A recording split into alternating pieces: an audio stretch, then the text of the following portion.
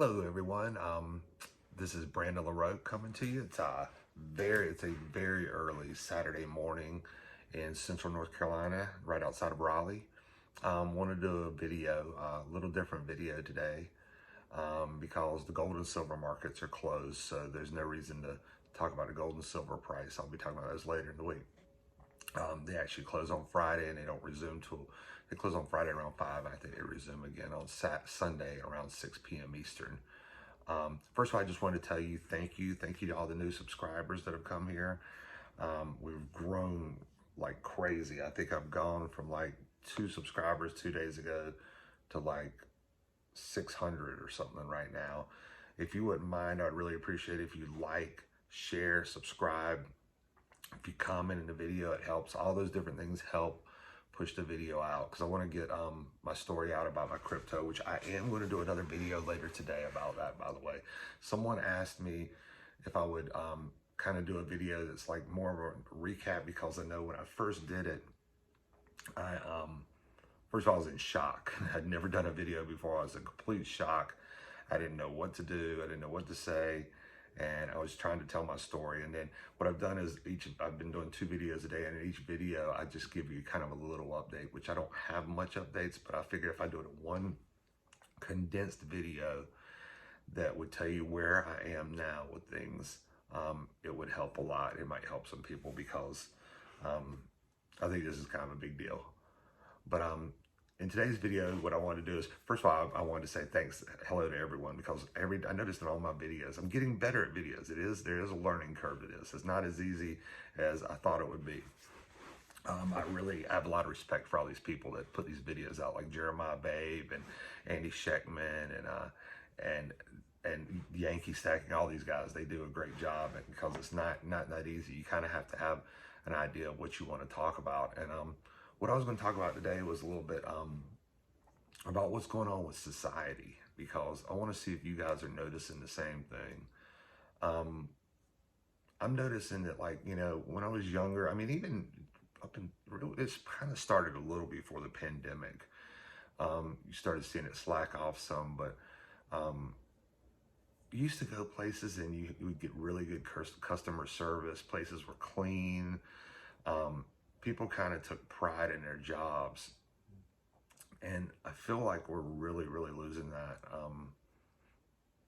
I go every day. I don't drink, I don't smoke, I don't do drugs, I don't do anything like that. But I have one vice. I love to get sodas, and I love crunching ice. I know it sounds so ridiculous and rednecky, but they have the best ice at like Circle K. So I go to Circle K every day and I get some ice, and I go in there every day, and first of all, the place is trashed. I mean, nobody like sweeps or mops, and it's the same thing every day. It looks like nobody ever sweeps and mops. I don't know what's going on.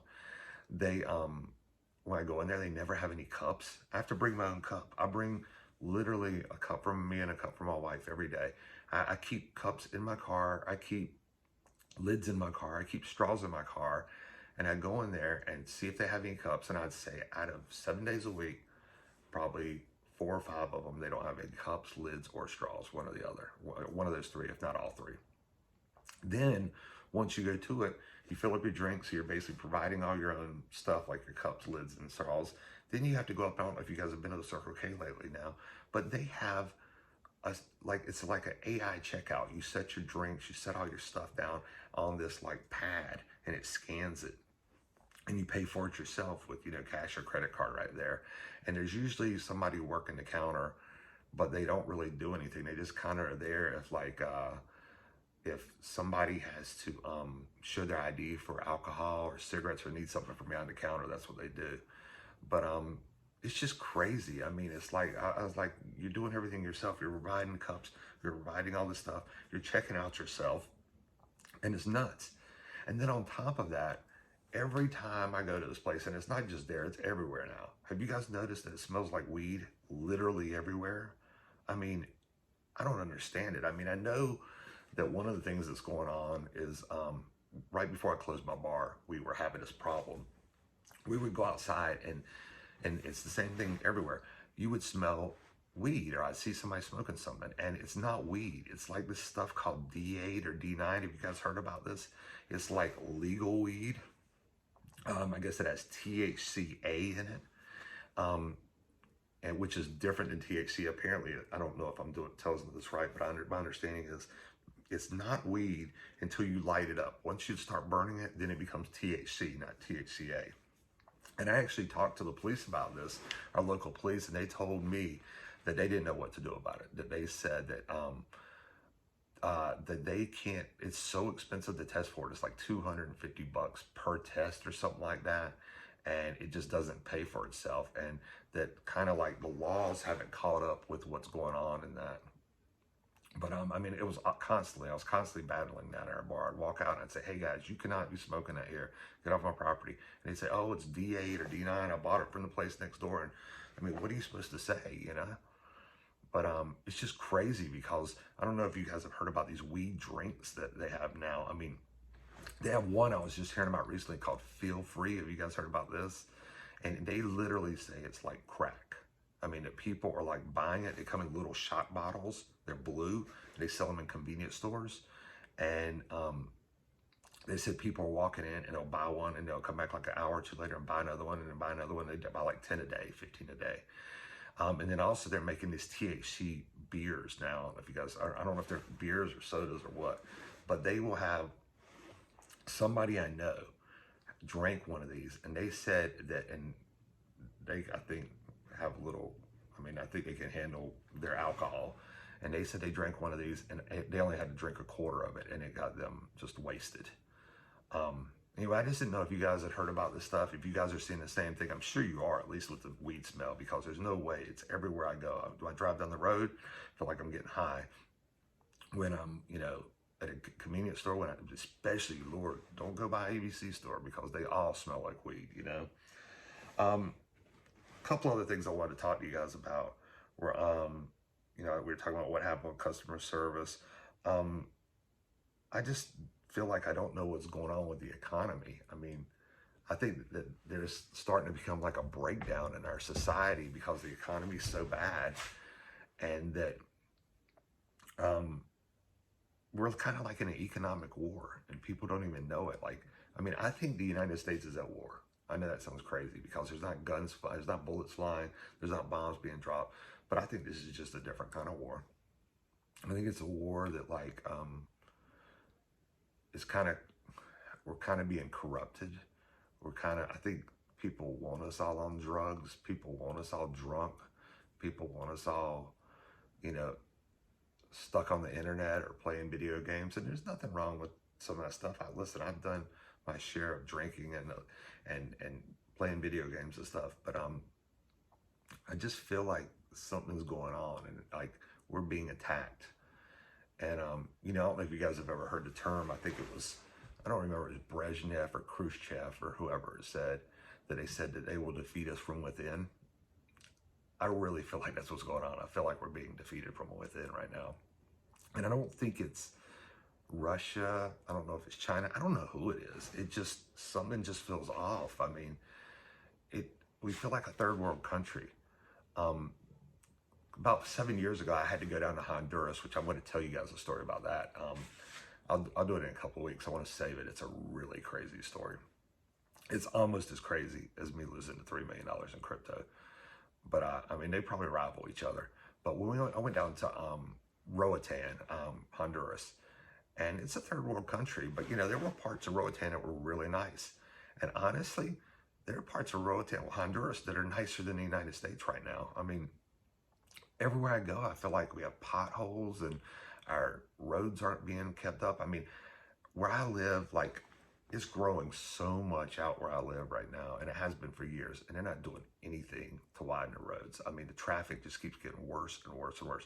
I bet you there are, I'm not exaggerating, I bet you there's 5 wrecks a day on the highway between me and Raleigh. I live about a half an hour away. And, I mean, that amount of money that it costs for, you know, the police and the rescue squads, the fire trucks to be there, and the cars that are getting destroyed. I mean, it's just, it's crazy. I mean, I just feel like you get to these other countries and you see, you just see that, and they're actually in better shape than we are. And matter of fact, when we went to Roatan, I didn't go there on a vacation. I went there, I had to fly in for an emergency. And when I landed there, I went into the airport, went in, they had a computer that took my photo. They had a computer that I put my thumbprint on, like to fingerprint me. Now, I don't like that idea, but I wouldn't mind people that are coming in our country have that. But it was all provided by the US government. Everything they had for their government was provided by us. We don't even have that kind of stuff here. A lot of these countries you go to, I know this is getting a lot off track, but a lot of these countries you go to, they either have an entrance or exit tax. I think it's an exit tax. And you have to pay to leave the country. I mean, we don't have stuff like that. Anyway, this is just some stuff that's been on my mind because I feel like it's just really weird what's going on. I feel like we're going through this change in our country. I know you guys all are. It seems like every week you get about a week and a half's worth of some crazy story. You know, like a couple of years ago it was when that little submarine imploded. That's all you heard about for like a week and a half. And then they dropped it. You don't ever hear anything about it anymore. Then the next week it was something else. And the next week it's something else. And it just feels like it's a distraction. You know, that there's just so much craziness going on. And I've always heard this story, I saved it on my iPad here, so let me pull it up. There's a saying, and it kind of goes along the theory with the fourth turning. I don't know if you guys have ever heard of the fourth turning. It's kind of a, it's a book, I believe it was written, and it kind of, and a theory that every 80 years, we have 4 cycles, each about 20 years approximately. And the best way to describe it is like the beginning of this, we're at the end of this last cycle in this turning that we're in.